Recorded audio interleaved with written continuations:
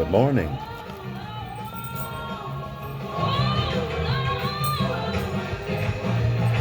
Yeah, check this out.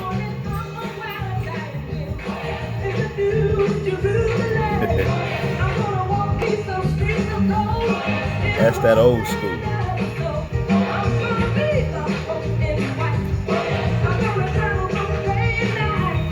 Yeah. Time to get your day started.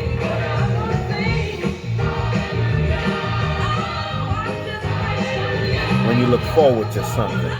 Yeah. Check this out. It's a new day, one we haven't seen before.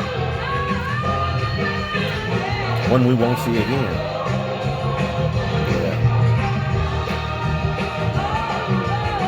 Going to the Gospel of John, chapter 5. It's your Bible. Gospel of John, chapter 5. Yeah.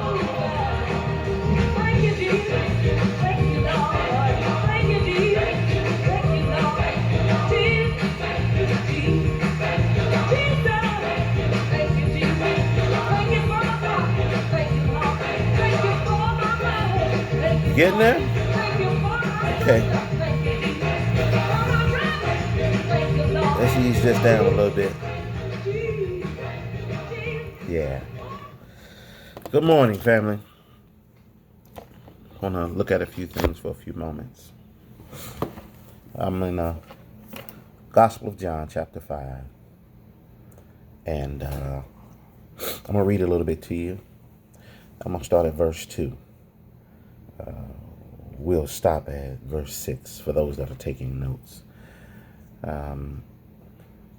Verse 2 starts off by saying, "Now there is at Jerusalem by the sheep market a pool, which is in the Hebrew tongue called Bethesda, having 5 porches."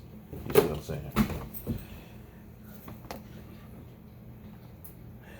"And in these lay a great multitude of impotent folk, of blind, halt, withered, waiting for the moving of the water. For an angel went down at a certain season into a pool and troubled the water. Whosoever then, first after the troubling of the water, stepped in was made whole of whatsoever disease he had.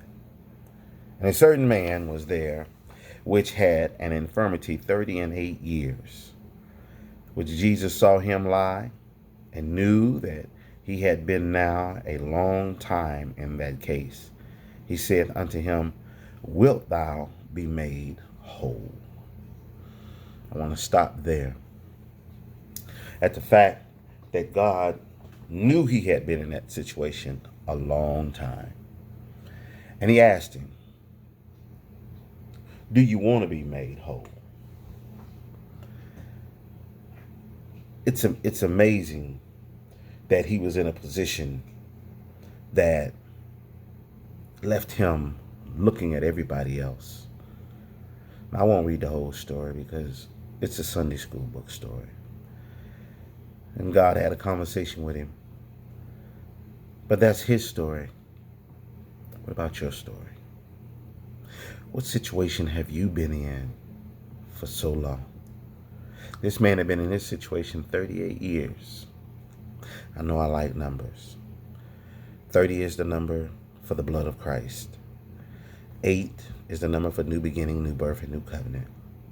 We're in the 5th chapter, so we should see God's grace. And that's what we're seeing. He was at 5 porches. It says that it had all kinds of condition. This particular man was stuck in one position. You should ask yourself, what has you stuck in one position? And how long have you been there? And the fact that it says that now Jesus saw this man lie and knew he had been there 38 years. Let's look at that. Jesus started his ministry at the age of 30.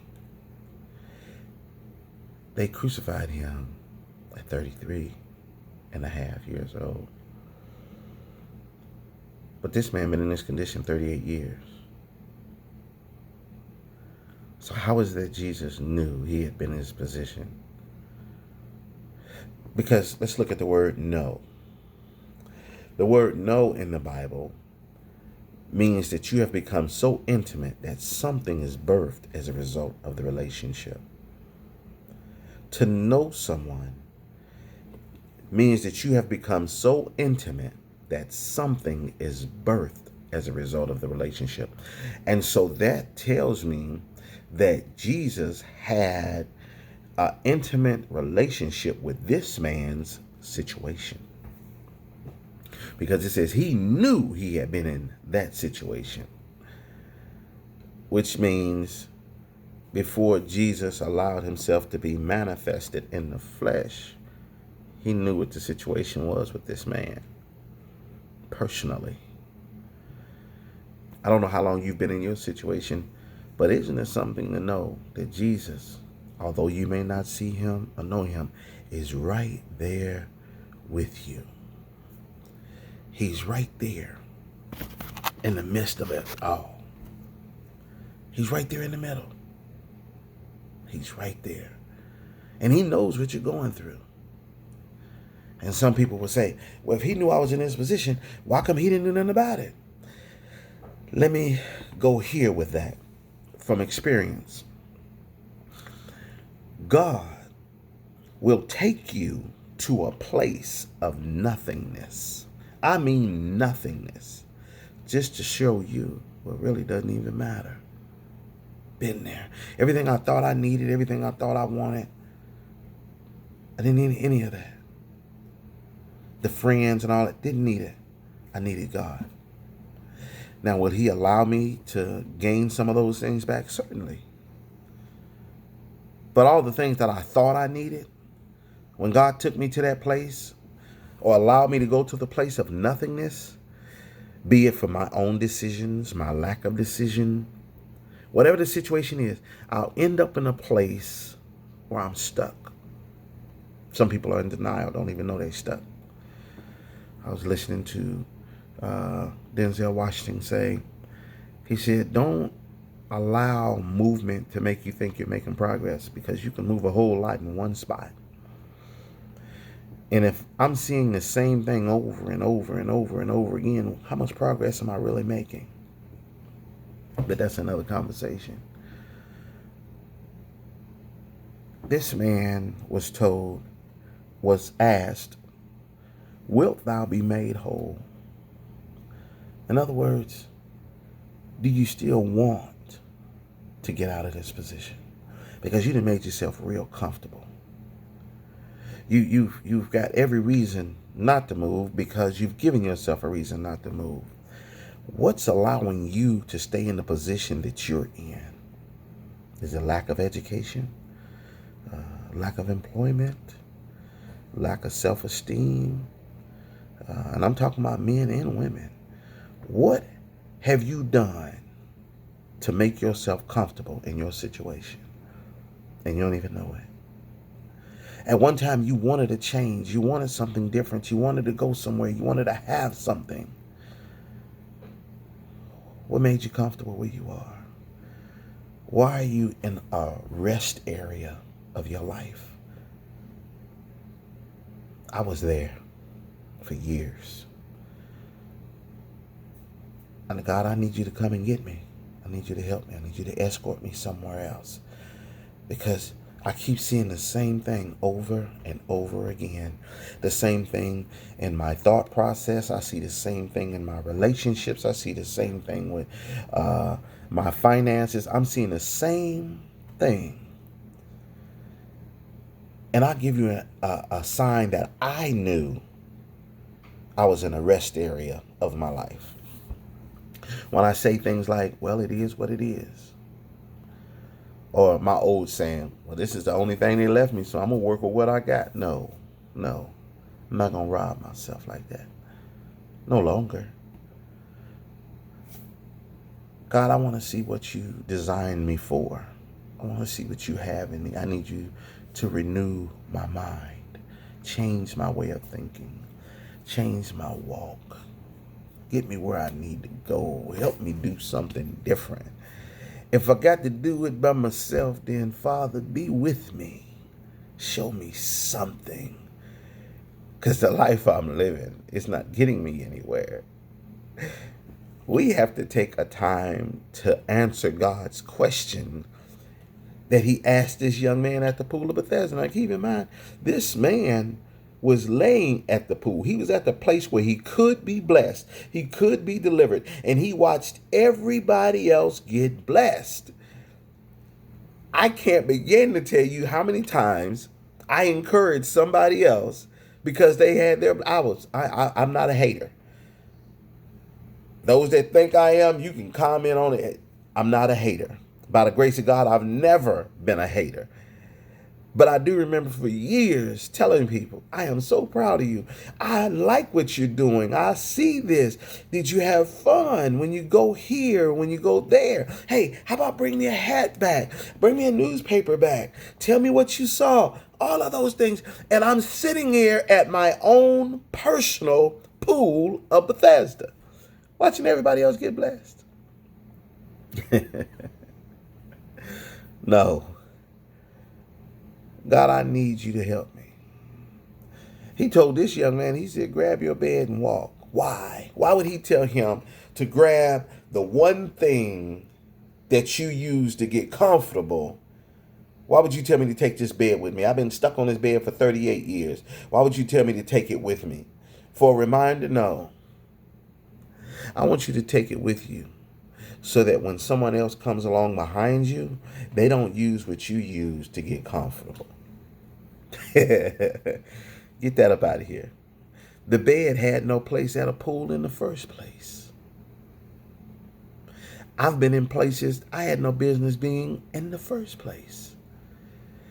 I've met people that I should have never met because I was in a place I should have never been in the first place.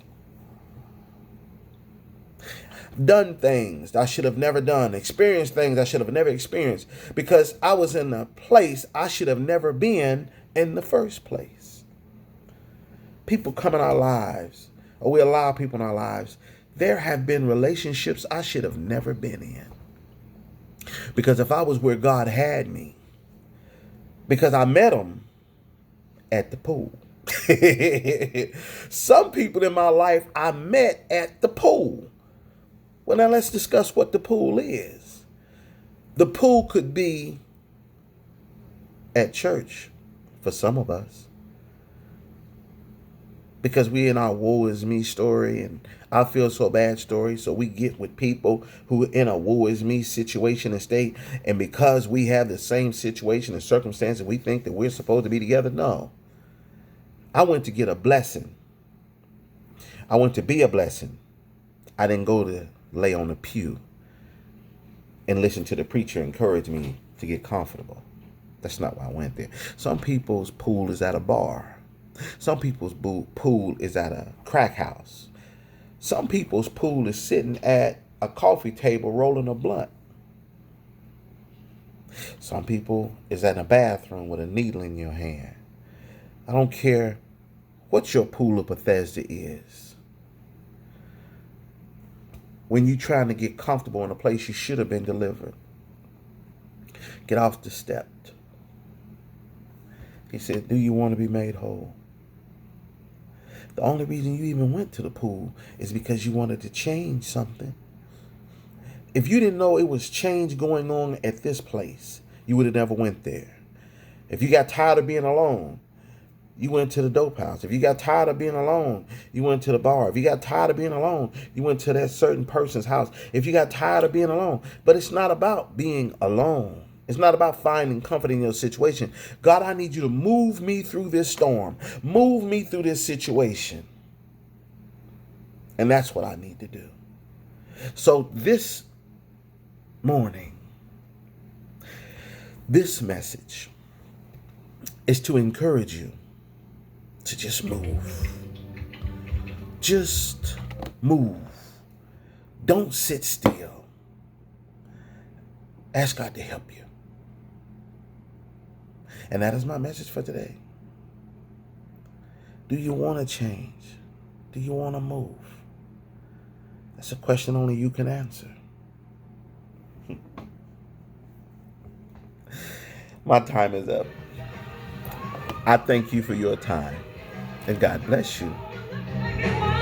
Here, let's close out where we started. Watch this.